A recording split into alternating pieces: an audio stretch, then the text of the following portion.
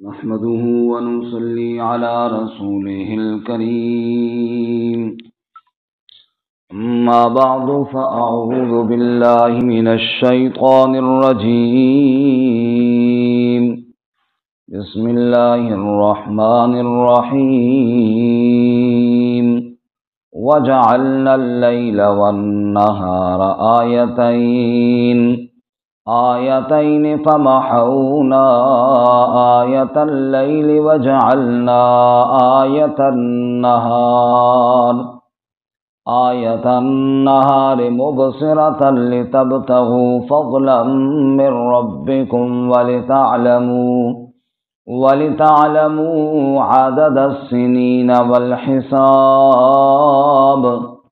وكل شيء فصلناه تفصيلا وكل إنسان ألزمناه طائره في عنقه ونخرج له يوم القيامة كتابا يلقاه منشورا. اقرأ كتابك كفى بنفسك اليوم عليك حسيبا.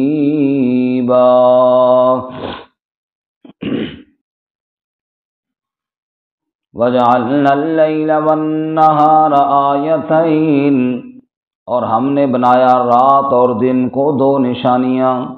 فمحونا آیت اللیل، پس ہم مٹا دیتے ہیں رات والی نشانی. وجعلنا آیت النہار مبصرہ، اور ہم بنا دیتے ہیں دن والی نشانی دیکھنے کے لیے. لتبتغوا فضلا من ربکم، تاکہ تم تلاش کرو فضل اپنے رب سے. وَلِتَعْلَمُوا عَدَدَ السِّنِينَ وَالْحِسَابَ، اور تاکہ تم جان لو گنتی سالوں کی اور حساب. وَكُلَّ شَيْءٍ فَصَّلْنَاهُ تَفْصِيلًا، اور ہم نے ہر شے کو تفصیل سے بیان کر دیا. وَكُلَّ إِنسَانٍ، اور ہر انسان الزمناہ طائرہ فی عنقی، ہم نے لازم کر دیا، لٹکا دیا اس کا اعمال نامہ اس کی گردن میں.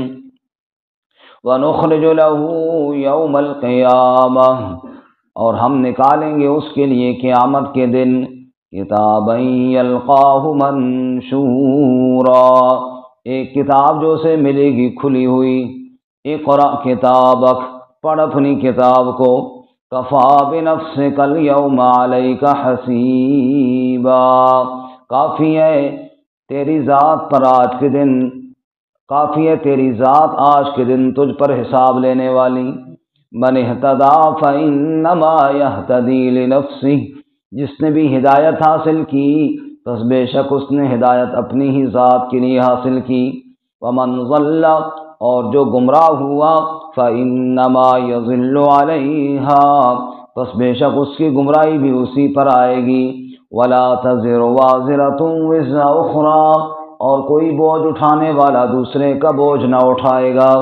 وما كنا معذبین حتی نبعث رسولا، اور ہم عذاب دینے والے نہیں ہیں یہاں تک کہ ہم رسول بھیج دیں.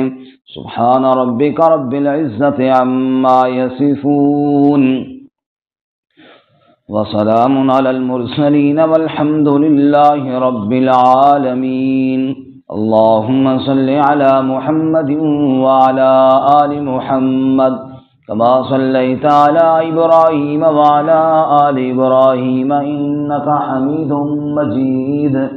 اللهم بارك على محمد وعلى آل محمد كما باركت على إبراهيم وعلى آل إبراهيم إنك حميد مجيد.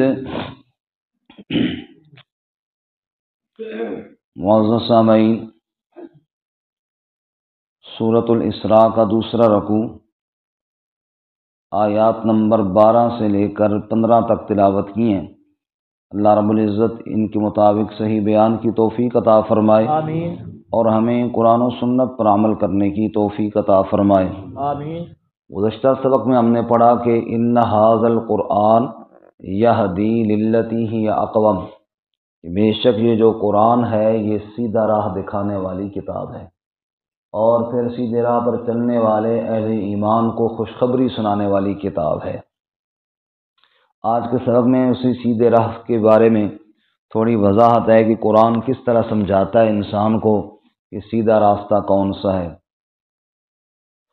پہلی آیت مبارکہ میں اللہ تعالیٰ نے عقلی دلائل دیے اپنی وحدانیت پر، اور اس کے بعد انسان کو آخرت سے ڈرایا کہ اے انسان، جب عقل بھی یہی کہتا ہے کہ اللہ ہی کی عبادت کرنی چاہیے، اور کل تو نے پیش بھی اللہ کے سامنے ہی ہونا ہے، تو اس اللہ کی نافرمانی چھوڑ اور اس اللہ کا سچا عبادت گزار بن جا۔ اللہ میں بننے کی توفیق عطا فرمائے۔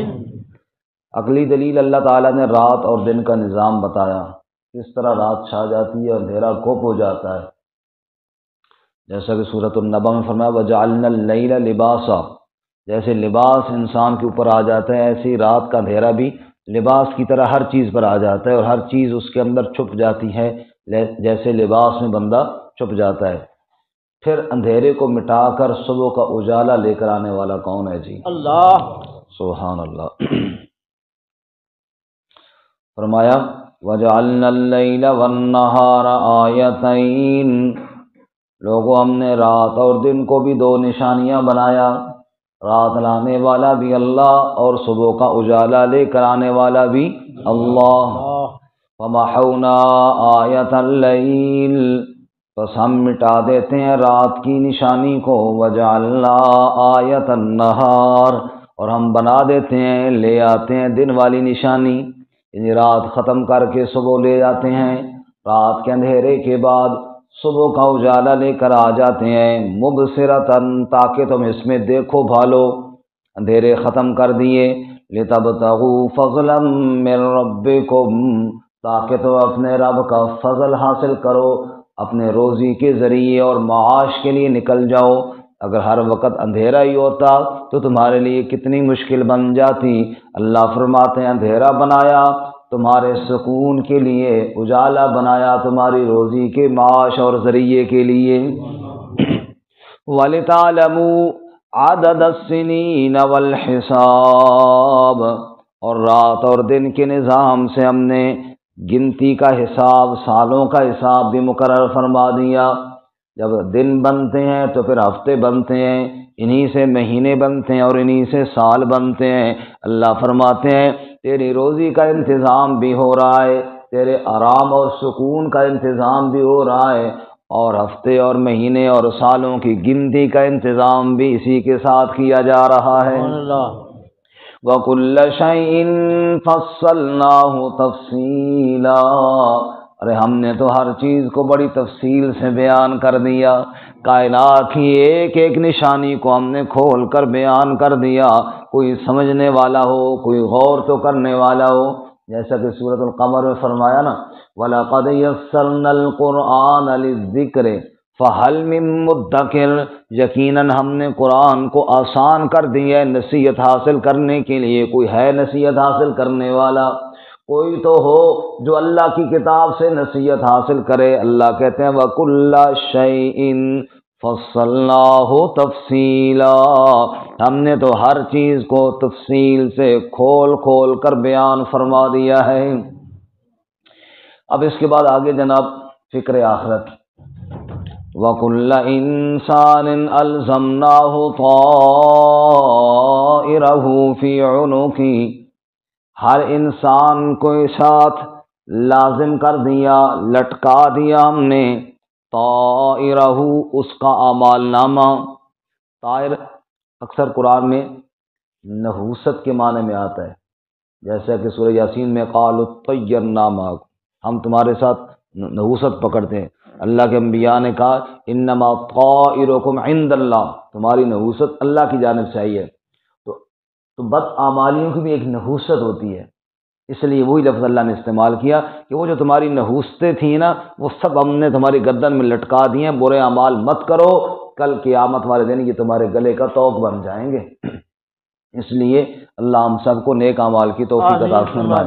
وَكُلَّ إِنسَانٍ أَلْزَمْنَاهُ طَائِرَهُ فِي عُنُقِهِ، ہم نے ہر انسان کی گردن میں اس کا اعمال نامہ لٹکا دیا ہے۔ اور سورہ قاف میں اللہ فرماتے ہیں ما یلفظ من قول الا لدیہ رقیب عتید، انسان منہ سے جو بھی بات نکالتا ہے نگران فرشتے فوراً تیار ہوتے ہیں۔ ادھر اس نے زبان سے بات نکالی وَإِنَّ عَلَيْكُمْ لَحَافِظِينَ، سورہ انفطار میں فرمایا کِرَامًا کاتبین یعلمون ما تفعلون، ہم نے 2 نگران مقرر کر رکھے ہیں، لکھنے والے ہیں، عزت والے ہیں، جو تم کرتے ہو وہ فوراً اس کو نوٹ کر رہی ہے۔ وَكُلَّ إِنسَانٍ أَلْزَمْنَاهُ طَائِرَهُ فِي عُنُقِهِ، پھر یہ تیرا اعمال نامہ، پھر یہ تیری کتاب تیار ہو جائے گی، تیری گردن میں لٹکی ہوئی ہوگی۔ وَنُخْرِجُ لَهُ يَوْمَ الْقِيَامَةِ، اور اس کتاب کو ہم قیامت کے دن نکال دیں گے، کتابا یلقاہ منشورا، یہ کھلی ہوئی کتاب تیرے سامنے پیش کر دی جائے گی۔ تو نے دن کہاں گزارا، تو نے رات کہاں گزاری، تو نے جلوت کہاں گزاری، تو نے خلوت کہاں گزاری، کیا کیا تو کرتا رہا، ایک ایک بات اس کتاب میں درج ہوگی، دن قیامت کے کھول کر تیرے سامنے کر دی جائے گی۔ اللہ اکبر۔ فرمایا وَنُخْرِجُ لَهُ يَوْمَ الْقِيَامَةِ كِتَابًا يَلْقَاهُ مَنشُورًا، اور پھر کتاب دینے کے بعد کہا جائے گا اقرأ کتابک، پڑھ اپنی کتاب کو، پڑھ دنیا میں تو نے کیا کیا تھا۔ اور یہ منظر بھی بڑا مشکل ہوگا جب اعمال نامے تقسیم ہو رہے ہوں گے۔ سیدہ عائشہ رضی اللہ تعالیٰ عنہ فرماتی ہیں ایک دن میں نے رسول اللہ صلی اللہ علیہ وسلم سے عرض کیا یا رسول اللہ قیامت کا دن تو بڑا مشکل ہے، کیا آپ اس وقت ہمیں یاد کریں گے یا بھول جائیں گے؟ حضور صلی اللہ علیہ وسلم فرمایا عائشہ 3 موقع ایسے ہیں کوئی کسی کو یاد نہیں کرے گا۔ نمبر 1 عند المیزان، جب ترازو رکھا جائے گا اور نیکیاں اور برائیاں تولی جا رہی ہوں گی، ہر بندہ اپنی فکر میں ہوگا کاش میری نیکیوں کا پلڑا بھاری ہو جائے۔ جب تک اس کی نیکیوں والا پلڑا بھاری نہیں ہو جاتا اس وقت کوئی کسی کو یاد، بولے نہیں، کوئی کسی کو یاد نہیں کرے گا۔ نمبر 2 آپ نے فرمایا عائشہ اس وقت بھی کوئی کسی کو یاد نہیں کرے گا جب پل صراط پار کر رہے ہوں گے۔ وَإِن مِّنكُمْ إِلَّا وَارِدُهَا كَانَ عَلَىٰ رَبِّكَ حَتْمًا مَّقْضِيًّا، تیرے رب نے فیصلہ کیا ہے اس پل کے اوپر سے سب کو گزارنا ہے۔ ثُمَّ نُنَجِّي الَّذِينَ اتَّقَوْا وَنَذَرُ الظَّالِمِينَ فِيهَا جِثِيًّا، پھر تقوی والے پار ہو جائیں گے، ظالم نیچے گرا دیے جائیں گے۔ حضرت عائشہ رضی اللہ تعالیٰ عنہ فرماتی ہیں حضور نے بتایا عائشہ پل صراط پر بھی کوئی کسی کو یاد لیس، عربی کا شاعر کہتا ہے لیس العید لمن بسط البساط انما العید لمن جاوز الصراط، اس بندے کی کوئی خوشی نہیں جو بڑے بڑے عمدہ بچھونے بچھائے اور مزے کی زندگی گزارے، انما العید لمن جاوز الصراط، عید اور خوشی تو اس بندے کی ہے جو پل صراط پار کر جائے۔ اللہ ہم سب کو پار کرائے جی آمین۔ تو دوسرا موقع پل صراط پہ حضور فرماتے ہیں کوئی کسی کو یاد نہیں کرے گا۔ اور نمبر 3 حضور فرماتے ہیں جب اعمال نامے تقسیم ہو رہے ہوں گے، لوگوں کا مجمع لگا ہوا ہے، ایک ایک کو بلایا جائے گا، فلاں بن فلاں آ جائے، اس کی باری ہے اعمال نامہ لے لے۔ حضور نے فرمایا جب تک اعمال نامہ دائیں ہاتھ میں نہیں ملے گا تب تک کوئی کسی کو یاد نہیں کرے گا۔ ہاں میزان کے وقت، صراط کے وقت اور اعمال نامے کے وقت، یہ 3 موقع ایسے ہیں حضور فرماتے ہیں کوئی کسی کو یاد نہیں کرے گا، ہر ایک آدمی اپنی فکر کے اندر ہوگا، پکارا جائے گا فلاں کا بیٹا فلاں آ جائے، وہ دھڑکتے ہوئے دل کے ساتھ جائے گا، اور اگر اعمال نامہ مل گیا دائیں ہاتھ میں، قرآن کہتا ہے فَيَقُولُ هَاؤْمُ اقْرَءُوا کتابیہ، جو ہی اعمال نامہ دائیں ہاتھ میں ملے گا بڑی خوشی کے ساتھ واپس ہوگا، وَيَنْقَلِبُ إِلَىٰ أَهْلِهِ مَسْرُورًا، مسرور ہو کر خوش ہو کر واپس آئے گا اور کہہ رہا ہوگا ہاؤم اقرؤوا کتابیہ، اوے لوگو یہ میری کتاب تو پڑھو، انی ظننت انی ملاق حسابیہ، میں نے دنیا میں اس ملاقات کو یاد رکھا تھا، آج میرے رب نے مجھے معاف کر دیا ہے۔ اور دوسرا وہ بد نصیب ہوگا جس کو اعمال نامہ الٹے ہاتھ میں دیا جائے گا، قرآن کہتا ہے اما من اوتی کتابہ بشمالہ، جس کو اعمال نامہ الٹے ہاتھ میں دیا گیا وہ کیا کہے گا، یا لیتنی لم اوت کتابیہ، ہائے کاش یہ کتاب مجھے نہ دی جاتی، ولم ادر ما حسابیہ، مجھے حساب نہ دینا پڑتا، یا لیتہا کانت القاضیہ، ہائے افسوس موت آ جاتی میں مر جاتا تو اچھا تھا، ما اغنا عنی مالیہ، میرا مال میرے کچھ کام نہ آیا، ہلک عنی سلطانیہ، میری سلطنت اور عہدہ بھی میرے کچھ کام نہ آیا۔ حکم ربی ہوگا خذوہ فغلوہ ثم الجحیم صلوہ، پکڑو اس کو زنجیروں میں جکڑو اس کو اور جا کر دوزخ کی آگ کے اندر پھینکو اس ظالم کو، انہ کان لا یؤمن باللہ العظیم، اس ظالم کے دل میں اللہ کی عظمت ہی کوئی نہیں تھی۔ اللہ فرماتے ہیں وَنُخْرِجُ لَهُ يَوْمَ الْقِيَامَةِ کتابا یلقاہ منشورا، جو کچھ دنیا میں کیا ہے سب کی کتاب تیار کی جا رہی ہے، فائل تیار ہو رہی ہے، اور فائل کھول کر اس کے سامنے رکھ دی جائے گی اور کہا جائے گا اقرأ کتابک، پڑھ اپنی کتاب کو، کفا بنفسک الیوم علیک حسیبا، آج تو خود ہی اپنی ذات پر حساب لینے والا کافی ہے۔ اس کا یوں مطلب ہے نا، جیسے بندہ کہ یہ دیکھ اب تو ہی بتا تیرے ساتھ کیا کیا جائے، کفا بنفسک، تو خود ہی کافی ہے، یعنی تو ہی دس، اگر تیرے اعمال یہ ہیں اب تجھے جزا ملے گی یا سزا ملے گی، کفا بنفسک الیوم علیک حسیبا، آج تیری ذات خود اپنے اوپر حساب لینے والی کافی ہے۔ اور اللہ تعالیٰ 15ویں پارے میں فرماتے ہیں جو ہی بندہ کھولے گا تو کیا کہے گا، ما لہذا الکتاب، یہ کیسی کتاب مجھے پکڑا دی گئی، لا یغادر صغیرۃ ولا کبیرہ، نہ کوئی صغیرہ اس نے چھوڑا نہ کوئی کبیرہ چھوڑا، الا احصاها، جو کیا اس میں درج ہے، ووجدوا ما عملوا حاضرا، اس پہ ذرا غور کرنا، سورۃ الکہف کے الفاظ ہیں وَوَجَدُوا مَا عَمِلُوا حَاضِرًا، جو کیا ہوگا عمل وہ حاضر پائیں گے۔ پہلے دور میں مفسرین کہتے تھے کہ بس حاضر پائیں گے، لکھا ہوا مل جائے گا، اور آج کل تو ہمارے سامنے ویڈیو چلتی ہے نا، ویڈیو چلتی ہے تو ہم کہتے ہیں واقعی یار ہو بہو وہی عمل سامنے آ جاتا ہے، سمجھ آئی، وَوَجَدُوا مَا عَمِلُوا حَاضِرًا، رب کہتا ہے جو تو نے کیا ہے نا وہ تیرے سامنے چلا دیا جائے گا، اور صرف تیرے سامنے نہیں سب کے سامنے چلا دیا جائے گا۔ اللہ اس دن کی ذلت اور رسوائی سے محفوظ فرمائے۔ دنیا میں چھپ چھپ کر جو کام کیا ہوگا جب وہ فلم سب کے سامنے چلائی جائے گی پھر پلے کیا رہے گا، عذاب تو الگ ہے، ذلت کا عذاب اور اس سے زیادہ ہے، اللہ تعالیٰ اس دن کی ذلت سے محفوظ فرمائے، اللہ سب کی پردہ پوشی فرمائے۔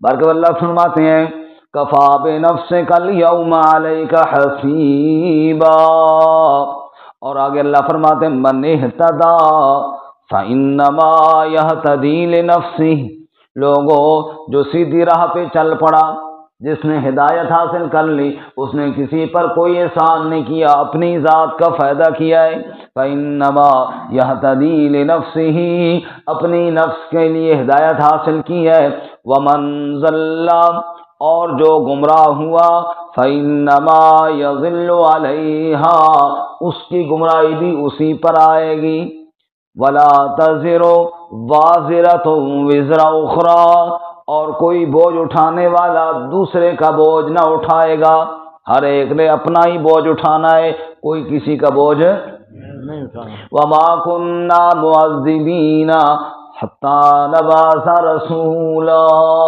اور اللہ فرماتے ہیں ہم عذاب دینے والے نہیں یہاں تک کہ ہم رسول نہ بھیج دیں۔ پہلے جتنی قوموں پہ عذاب آیا، رب کہتے ہیں ہم نے یوں ہی تو عذاب نہیں دے دیا، بلکہ ہم نے پہلے سمجھانے والے بھیجے، انہوں نے بتایا، جنہوں نے نہیں مانا وہ ان کو عذاب دیا۔ مطلب یہ لوگوں جو اللہ کی آیات کو سن رہے ہیں، جو سمجھ رہے ہیں، اس پہ عمل کریں، ورنہ اللہ تعالیٰ کے عذاب سے ڈریں۔ میں نے سنا خود اپنے کانوں سے کئی لوگوں سے کہ درس قرآن نہیں سننا چاہیے جی، پھر عمل بندہ نہیں کرتا تو پھر عذاب ہوتا ہے۔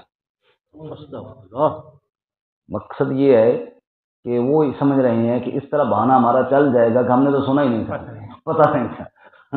اور اللہ کے بندو، اس کا مطلب یہ نہیں کہ پتہ نہیں تھا، کہ مطلب بندہ قرآن سامنے پڑھا ہو، بیان کیا، بندہ سنے نہیں کہ مجھے پتہ نہیں تھا، تجھے تو اور سزا ملے گی، تو نے تو کم از کم سننے کی زحمت بھی نہیں کی، تو نے تو سننے کی زحمت بھی نہیں کی۔ یہ تو وہ ہے کہ جو زمانہ فطرت تھا، جیسے مثلا عیسیٰ علیہ السلام اور رسول اللہ صلی اللہ علیہ وسلم کے درمیان میں 600 سال کا عرصہ گزر گیا، اتنے لمبے عرصے میں کوئی رسول نہیں آیا، جہالت زور پکڑ گئی۔ اس وقت پھر اس وقت یہ تھا چلو اللہ کی توحید کے بارے میں تو پوچھ ہوگی، باقی اعمال کے بارے میں نہیں، کیونکہ اس وقت بتانے والا جو نہیں آیا تھا، اس بیچ میں اتنے صدیوں گزر گئی تھی، کوئی سمجھانے والا نہیں آیا تھا۔ تو وہ یہ مطلب ہے، یہ مطلب نہیں ہے کہ قرآن بیان کیا جا رہا ہو اور آپ کہیں سنے نہیں کہ جناب بس سن لیا تو پھر جناب پکڑے جائیں گے، ہم کہیں گے ہمیں تو پتہ نہیں تھا۔ یہ بہانے والی بات ہے۔ اللہ ہم سب کو سن کر سمجھ کر اس پر عمل کرنے کی توفیق عطا فرمائے۔ وآخر دعوانا ان الحمدللہ۔